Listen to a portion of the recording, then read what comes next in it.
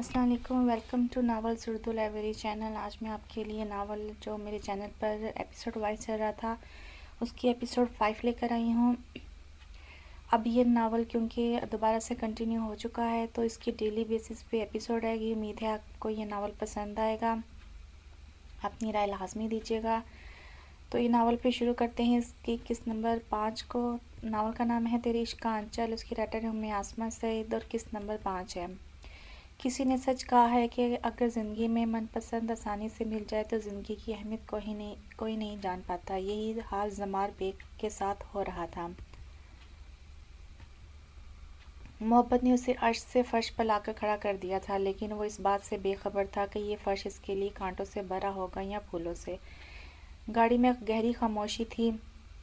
زمار چاہتے ہوئے بھی مہرش سے بات کرنے کا حوصلہ نہیں کر پا رہا تھا۔ آج سے پہلے اس نے کبھی خود کو اتنا بے بس محسوس نہیں کیا تھا۔ مہرش بھی ونڈو کی طرف چہرہ کیے اپنی سوچوں میں گم تھی۔ اس نے جو سوچا تھا اس کے برعکس ہو رہا تھا، لیکن کہیں نہ کہیں امید باقی تھی جو دونوں کو نظر آ رہی تھی۔ زمار نے گاڑی گیٹ کے باہر آ کر روکی۔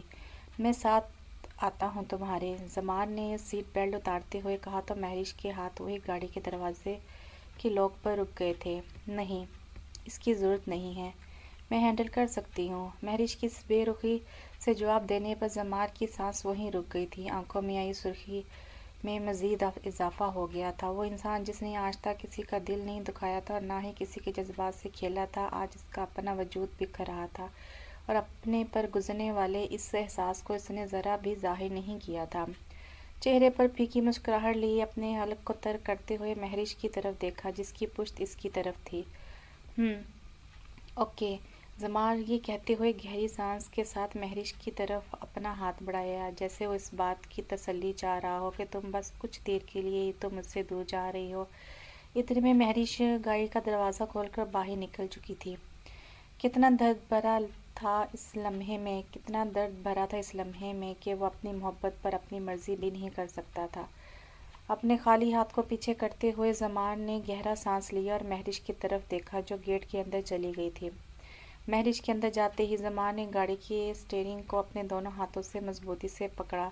اپنے اندر کے درد اور ڈر کو اس نے آنکھیں میچ کے کنٹرول کیا اور گاڑی سٹارٹ کرتے ہوئے گھر کی طرف روانہ ہو گیا تھا۔ مہرش جیسے گھر کے اندر آئی اس نے ٹی وی لاؤنج میں دیکھا جہاں مسٹر اور مسز فیروز علی چائے کے ساتھ ٹی وی دیکھنے میں مصروف تھے۔ مہرش آج جلدی آ گئی آفس سے؟ مسز فیروز نے مہرش کی طرف دیکھتے ہوئے چائے کا کپ ٹیبل پر رکھا اور یکدم چونک گئی تھی۔ مہرش کے چہرے کا رنگ پھیکا پڑا تھا۔ اس کے چہرے پر جو ہمیشہ سے مسکراہٹ رہتی تھی آج خوف میں بدلی ہوئی تھی۔ مسز فیروز علی نے مہرش کے چہرے کو دیکھتے ہی جان گئی تھی کہ کوئی بات ضرور ہے۔ آخر بیٹی کی پریشانی ماں کو نظر آ گئی تھی۔ مہرش بغیر کچھ کہے اپنے کمرے کی طرف چلی گئی تھی۔ تبسم بیگم نے فیروز علی کی طرف دیکھا جس نے اشارہ کیا کہ وہ مہرش سے جا کر بات کرے۔ مہرش اتنی دیر میں اپنے کمرے کی طرف چلی گئی تھی۔ فیروز علی نے فوراً ٹی وی بند کیا اور پریشانی میں اٹھ کر باہر آ گیا۔ پہلے وہ مہرش سے کنفرم کرنا چاہتا تھا کہ جو اس نے پلان کیا تھا کیا اسی وجہ سے مہرش پریشان ہے یا کوئی اور وجہ ہے۔ کہیں اس کا پلان ناکام تو نہیں ہو گیا جس کے لیے اس نے سالوں سے صبر کیا تھا۔ مسز فیروز مہرش کے پیچھے اس کے کمرے کی طرف چلی گئی تھی۔ کمرے کا دروازہ کھلتے ہی اس کی نظر بیڈ پر اوندے منہ لیٹی مہرش پر پڑی۔ مہرش کیا ہوا؟ تم کچھ ٹھیک نہیں لگ رہی۔ مسز فیروز نے آگے بڑھتے ہوئے مہرش کے کندھے پر ہاتھ رکھا۔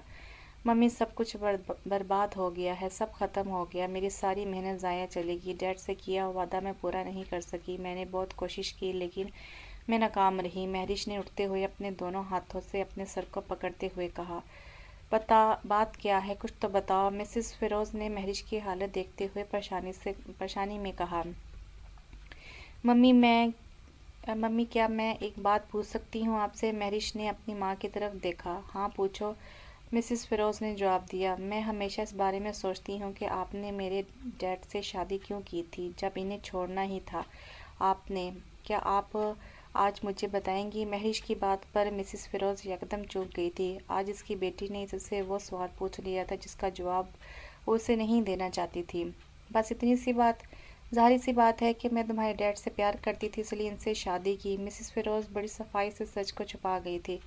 جھوٹ بول رہی ہیں آپ ممی، مہرش نے طنزیہ انداز میں کہا۔ تو پھر آپ نے ان سے طلاق کیوں لی؟ اور اگر آپ کو ڈیڈ سے محبت تھی تو آپ نے دوسری شادی کیوں کی؟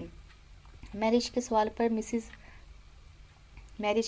مسز فیروز پر تیر کی طرح لگ رہے تھے۔ وہ کیسے اپنے ماضی کو اپنی بیٹی کے سامنے بیان کرتی؟ اس کی زبان کو تو فیروز علی نے تالے لگا دیے تھے۔ میں سچ بول رہی ہوں مہرش، میں اس وقت تمہارے ڈیڈ سے بہت محبت کرتی تھی، لیکن مجھے اس بات کا علم نہیں تھا کہ بہت سے لوگوں کے جذبات اور احساسات کھوکھلے ہوتے ہیں۔ جیسے ہی وقت بدلتا ہے کہ وہ جذبات بھی دم توڑ جاتے ہیں۔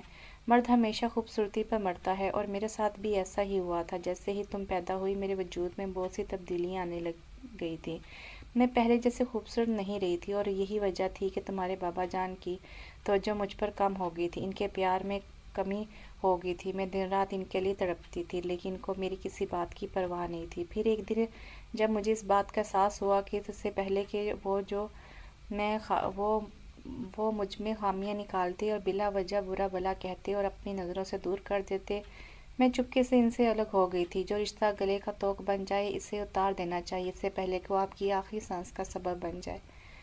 اور پتہ ہے تمہیں کہ میں جس حالات میں تھی اس وقت کسی کو میری پرواہ نہیں تھی سوائے فیروز علی کے۔ تم صرف 6 ماہ کی تھی جب فیروز علی نے مجھے اور تمہیں سہارا دیا تھا، اور آج تک فیروز علی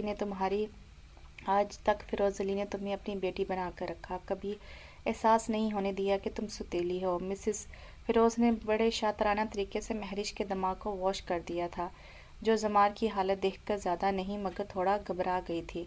وہ بھی جانتی تھی کہ زمار اس سے کس حد تک محبت کرتا ہے، اور اس کی محبت میں کوئی کھوڑ نہیں تھی۔ فیروز علی کو اس بات کو پتہ تھا کہ کسی نہ کسی دن مہرش اپنی ماں سے یہ سوال لازمی کرے گی، اس لیے اس نے تبسم بیگم کو پہلے سے ہی سمجھا دیا تھا۔ مہرش نے اپنی ماں کی بات سن کر گہری سانس لی اور اپنی ماں کی طرف دیکھا جس کی آنکھوں میں نمی تھی۔ ممی اب ڈسٹرب مت ہو، میں تو بس ایسے ہی آپ سے پوچھ لیا۔ وہ دراصل آج بات ہی ایسی ہوئی ہے جس کی وجہ سے میں یہ پوچھنے پر مجبور ہو گئی تھی۔ آپ کو تو پتہ ہے کہ مجھے زمار میں ذرا بھی انٹرسٹ نہیں ہے۔ مجھ سے پہلی بار ڈیڈ نے ایک کام کہا تھا اور میں اس میں ناکام ہو گئی، اور آج زمار نے بات ہی ایسی کر دی کہ مجھے سمجھ نہیں آ رہا کہ میں کیا جواب دوں اسے۔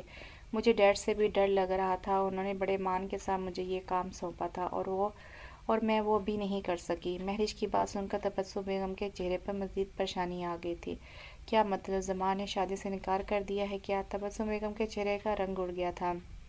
نہیں، ایسی بات نہیں ہے، بس اس کے گھر والے نہیں مان رہے تو اس نے کہا ہے کہ میں اس سے کورٹ میرج کر لوں۔ مہرش یہ کہتے ہوئے چپ کر گئی تھی۔ فیروز علی جو بے چین تھا اس سے رہا نہیں گیا، وہ مہرش کے کمرے کے باہر دروازے کے پاس کھڑا ساری باتیں سن رہا تھا۔ مہرش کی بات سن کر اس نے فوراً دروازہ کھولا اور اندر داخل ہوا۔ ڈیڈ! مہرش فیروز علی کو دیکھتے ہی فوراً بیڈ سے اٹھ کھڑی ہوئی، اور ساتھ ہی تبسم بیگم بھی۔ آئی ایم سوری ڈیڈ، میری اور آپ کی اتنے سالوں کی محنت ضائع ہو گئی، میں بہت شرمندہ ہوں آپ سے۔ مہرش سر جھکائے کھڑی تھی جب فیروز علی نے اس کے سر پر ہاتھ رکھا تھا۔ تم زمار سے کورٹ میرج کرو گی؟ فیروز علی کی آواز سنتے ہی مہرش نے فوراً سر اٹھا کر اپنے ڈیڈ کی طرف دیکھا۔ لیکن ڈیڈ! مہرش اب بھی اپنی بات مکمل نہیں کر پائی تھی کہ فیروز علی نے تبسم بیگم کی طرف آنکھوں میں غصہ لیے دیکھا، اور پھر مہرش کی طرف دیکھتے ہوئے فوراً اپنے چہرے کے تاثرات بدل لیے۔ مہرش، تم شاید بھول گئی ہو کہ ہمارا کیا مقصد تھا۔ ہمیں بس اپنے مقصد سے مطلب ہے، اس کے لیے شادی چاہے کورٹ میں ہو یا فیملی کی رضامندی سے، اس سے کوئی فرق نہیں پڑتا۔ تم نے اپنے 5 سال اس شخص کے پیچھے ضائع کیے ہیں، اور میں اس سے ایسے رائے گاہ نہیں جانے دے سکتا۔ تم زمار کو کہہ دو کہ تم کورٹ میرج کے لیے تیار ہو، لیکن تمہارے اس جواب پر اسے کسی قسم کا شک نہیں ہونا چاہیے۔ تم نے اچھا کیا جو اسے فوراً جواب نہیں دیا۔ وہ اب تم سے جب تک خود نہ پوچھ لے تم نے جواب نہیں دینا۔ جیسے تم اسے بتا دو گی اس سے اگلے دن ہی تم دونوں کی کورٹ میرج ہو جائے گی۔ میں مزید وقت ضائع نہیں کرنا چاہتا۔ فیروز علی بامشکل اپنا غصہ کنٹرول کر کے بول رہا تھا۔ فیروز علی کی بات سن کر مہرش نے گہرا سانس لیا۔ اسے جس بات کی پریشانی تھی وہ اب حل ہو گئی تھی۔ Thanks dead! مہرش یہ کہتے اپنے ڈیڈ کے گلے لگ گئی تھی۔ آپ مجھ سے ناراض تو نہیں ہیں نا؟ مہرش کی بات پر فیروز علی نے اپنے دانت پیستے ہوئے تبسم بیگم کی طرف دیکھا اور چہرے پر زبردستی کی مسکراہٹ لاتے ہوئے مہرش کو خود سے الگ کیا۔ مہرش، تم میری بیٹی جیسی ہو۔ مانا کہ میں تمہارا سگا باپ نہیں ہوں، لیکن میں نے تمہیں ہمیشہ اپنی بیٹی مانا ہے، اور تم نے خود ہی تو پرومس کیا تھا نا میرا ساتھ دینے کا، تو پھر پریشانی کس بات کی؟ یہ تو سب یہ سب تو چلتا رہے گا۔ فیروز علی کی بات سن کر مہرش کے چہرے پر پریشانی کی جگہ مسکراہٹ نے لے لی تھی۔ میں آپ کو کبھی مایوس نہیں کروں گی ڈیڈ، جتنی نفرت آپ اس بیگ فیملی سے کرتے ہیں میں بھی اتنی ہی نفرت کرتی ہوں۔ آپ بے فکر ہو جائیں، شادی کے بعد آپ کی ہر ایک خواہش پوری ہوگی، اور جو انہوں نے ہمارے ساتھ کیا تھا اس کا بدلہ ان سے ضرور لوں گی۔ مہرش کی بات سن کر فیروز علی کے چہرے پر شاطرانہ مسکراہٹ پھیل گئی تھی۔ گڈ میری بیٹی، اب جاؤ اور جا کر فریش ہو جاؤ، فیروز علی نے مسکراتے ہوئے کہا تو مہرش اپنی ماں کی طرف ایک نظر ڈالتے ہوئے واش روم کی طرف بڑھ گئی تھی۔ آج انزا کا یونیورسٹی میں لاسٹ پیپر تھا۔ سب اسٹوڈنٹس پیپر سے فری ہو کر سب کو الوداع کہہ رہے تھے۔ لاسٹ پیپر کے بعد یونیورسٹی میں سبھی اسٹوڈنٹ کا لاسٹ ڈے تھا۔ انزا بھی اپنی تمام کلاس فیلو سے مل رہی تھی۔ آج اس نے تقریباً ماسٹر ڈگری مکمل کر لی تھی۔ اسے یقین تھا کہ اس نے جتنی محنت سے اپنے ایگزام دیے ہیں اس کا رزلٹ بھی اتنا اچھا آئے گا۔ سب سے ملنے کے بعد انزا یونیورسٹی میں ویٹنگ روم کی سیڑھیوں میں جا کر بیٹھ گئی تھی۔ اذلان نے میسج کیا تھا کہ وہ تھوڑا لیٹ ہو جائے گا، اس لیے وہ سب سے ملنے کے بعد مزید باتوں میں مصروف نہیں ہونا چاہتی تھی اور اکیلی آ کر سیڑھیوں میں بیٹھ گئی تھی۔ ہائی پونی کیے ہوئے اس کے بال ہوا سے اڑ کر بار بار اس کے رخسار پر گر رہے تھے جسے وہ اپنے کان کے پیچھے کر رہی تھی جب اس پر شہریار کی نظر پڑی جو اپنے دوستوں کے ساتھ کار پارکنگ کی طرف جا رہا تھا۔ یہ انزا ہے نا؟ شہریار نے رک کر اپنے دوست جنید کو کہا جس پر وہ بھی رک گیا تھا۔ ہاں یہ وہی ہے۔ جنید نے بھی ایک نظر انزا پر ڈالی۔ چلو چل کر اسے مل لیتے ہیں، ہماری ایک ہی کلاس اس کے ساتھ ہوتی تھی لیکن ہم سب ایک ہی یونیورسٹی کے ہیں تو مل کر جاتے ہیں۔ شہریار یہ کہتے ہوئے آگے کو بڑھا۔ انزا کیسی ہیں آپ؟ شہریار کی آواز پر انزا جو تھوڑی کے نیچے اپنا دایاں ہاتھ رکھ کر اپنی سوچوں میں گم بیٹھی تھی شہریار کی آواز پر چونک گئی۔ جی؟ انزا نے حیرت سے شہریار کو دیکھا۔ وہ کلاس میں ہوتی تو تھی لیکن اس نے کبھی کسی کو نوٹس نہیں کیا تھا کہ کون کلاس میں ہے اور کون نہیں۔ اپنے گرلز گروپ کے ساتھ ہی وہ ہمیشہ رہتی تھی۔ او سوری، مجھے لگا آپ ہمیں جانتی ہوں گی، ہم انٹرنیشنل افیئرز کی کلاس میں ایک ساتھ ہوتے تھے۔ شہریار نے انزا کو یوں چونک جانے پر فوراً اپنی بات کلیئر کی جس پر انزا نے ہلکی سی مسکراہٹ دی۔ دراصل ہم سب مل کر جانے والے تھے تو سوچا کہ آپ سے بھی مل لیں۔ شہریار نے اپنی گھبراہٹ چھپاتے ہوئے کہا۔ اسے خود پر غصہ آ رہا تھا کہ ویسے منہ اٹھا کر چلا گیا۔ تھینکس، انزا نے مختصر جواب دیا اور ساتھ ہی اپنا موبائل نکالا جس پر اذلان کی کال آ رہی تھی۔ وہ باہر گیٹ پر آ گیا تھا۔ انزا نے ایک مسکراہٹ کے ساتھ شہریار سے اجازت والے انداز میں سر کو جھکایا اور باہر گیٹ کی طرف چلی گئی تھی۔ اف یار شہریار، کیا کرتا ہے تو بھی؟ شہریار نے ماتھے پر ہاتھ رکھتے ہوئے بڑبڑایا۔ لیکن یہ یوں خاموش کیوں تھی؟ شہریار نے انزا کو جاتے ہوئے دیکھا اور ساتھ ہی اپنی گاڑی کی طرف آتے ہوئے جنید کو کہا۔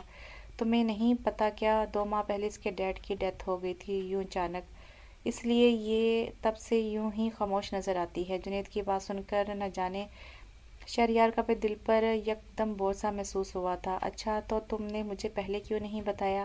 شہریار نے آنکھوں پر سن گلاسز لگاتے ہوئے گاڑی کا دروازہ کھولا، ڈرائیونگ سیٹ پر بیٹھ گیا تھا۔ شہریار نے بات تو ختم کر دی تھی لیکن اس نے اپنے دل پر جو بوجھ سا محسوس کیا تھا وہ کم ہونے کے بجائے بڑھ رہا تھا۔ گاڑی کا اے سی آن کرتے ہوئے شہریار نے گہرا سانس لیا اور گاڑی ریسٹورنٹ کی طرف لے گیا تھا جہاں سب دوستوں نے مل کر لنچ ارینج کیا ہوا تھا۔ انزا جیسے ہی گھر آئی اس کے استقبال کے لیے گھر کے افراد کے ساتھ مرتضیٰ بیگ بھی شامل تھے جو انزا کا ہی ویٹ کر رہے تھے۔ مرتضیٰ بیگ کو دیکھتے ہی انزا یکدم چونک گئی۔ اس نے سانس اندر کی طرف کھینچی۔ اس بات کی توقع نہیں تھی کہ اس کے لاسٹ پیپر کے دن ہی اس کی زندگی پر ایک زبردستی ذمہ داری مسلط کر دی جائے گی کہ اسے سانس لینے کا موقع بھی نہیں ملے گا۔ ڈرائنگ روم کے باہر کھڑے انزا اپنی ہی سوچوں میں گم تھی جب اذلان نے اسے کونی مارتے ہوئے ہوش میں آنے کا کہا۔ السلام علیکم۔ انزا نے خود کو سنبھالتے ہوئے فوراً مرتضیٰ بیگ کو سلام کیا۔ آؤ میری بیٹی، یہاں آ کر بیٹھو۔ مرتضیٰ بیگ کی بات پر انزا جا کر صوفے پر بیٹھ گئی تھی۔ کیسے ہوئے آپ کے پیپرز؟ مرتضیٰ بیگ کے پوچھنے پر انزا نے ٹیبل پر نظر ڈالی جہاں چائے کے ساتھ مٹھائی کی پلیٹ بھی رکھی ہوئی تھی۔ وہ سمجھ گئی تھی کہ آج بھی اس کی زندگی کے فیصلے کی آخری سیڑھی بھی اس سے پوچھے بغیر رکھ دی گئی تھی۔ جی اچھے ہوئے ہیں۔ انزا کے جواب پر مرتضیٰ بیگ نے مسکراتے ہوئے پلیٹ سے مٹھائی کا ایک ٹکڑا اٹھایا اور انزا کی طرف کیا۔ لو منہ میٹھا کر لو، آپ کے پیپرز بھی اچھے ہو گئے ہیں اور آپ کو ہم نے ہمیشہ کے لیے اپنی بیٹی بھی بنا لی ہے۔ بس 1 ہفتے کی بات ہے، اگلے سنڈے آپ کا نکاح ہے۔ مرتضیٰ بیگ کی بات نے تو انزا پر پہاڑ گرا دیا تھا۔ اس نے چونک کر سب کے چہروں کی طرف دیکھا جو چہرے پر مسکراہٹ لیے بیٹھے تھے۔ کیا اتنی جلدی ہے مجھے گھر سے نکالنے کی؟ کاش بابا جان اور ماں ہوتی تو شاید یہ سب نہ ہوتا۔ آنکھوں میں نمی لیے انزا نے بامشکل مٹھائی کو اپنے حلق میں اتارا تھا۔ मैं फ़्रेश होकर आती हूँ, हंसा ये कहते हुए जल्दी से वहाँ से उठ गई थी। वो नहीं चाहती थी कि इसकी आंखों में रुके आंसू दरिया बनकर सबके सामने आ जाए। इसने मजबूत रहना था, वो कभी भी किसी के सामने कमज़ोर नहीं पड़ी थी, तो आज कैसे सबके सामने बेबसी से रो देती।